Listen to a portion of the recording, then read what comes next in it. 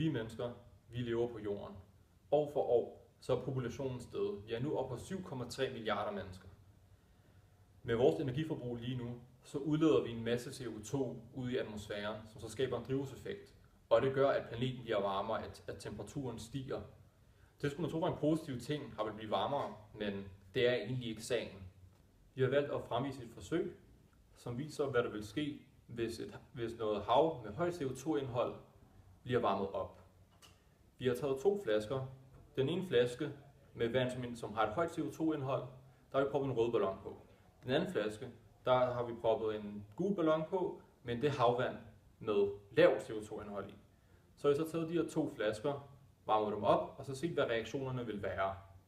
Og det vi fandt ud af er, at flasken med det høje CO2-indhold i, med den røde ballon på, der skete den reaktion, at CO2 blev udledt ud i atmosfæren, altså op i ballonen, og det skete ved, at vandet blev varmet op. Men det helt omvendt skete med flasken med den gule ballon på, fordi den har lav CO2-indhold, så der skete ikke nogen reaktion. Så prøv at tænke på det her i større omfang. Altså tænk på hele jordkloden, alt vores hav, hvis det blev varmet op. Alt det CO2, der vil blive udledt ud i atmosfæren, hvilke konsekvenser det vil have. Men hvad kan vi gøre for at undgå den globale opvarmning? Vi kan begynde at være mere miljøvenlige, som for eksempel, vi kan vælge at tage cyklen i stedet for bilen, når der er mulighed for det. Sluk jeres elapparater, når I tager ud fra hjemmet, når I går i seng, så vi ikke bruger energi på, at det skal køre, uden vi egentlig bruger de apparater. Vi har også undersøgt, om der er andre energikilder, som kan bruges, som ikke er fossile brændstoffer, eller noget, der kan forurene vores planet. Nogle forskere har bygget videre på Nikola Teslas idé om fri energi, eller radiant energy, som man også kaldte det selv. En forsker ved navn Adam Trombley, han påstod, at han kunne anvende denne energiform.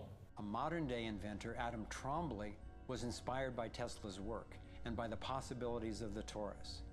Trombley built a dynamo, a direct current generator that accessed electrical power right out of the air.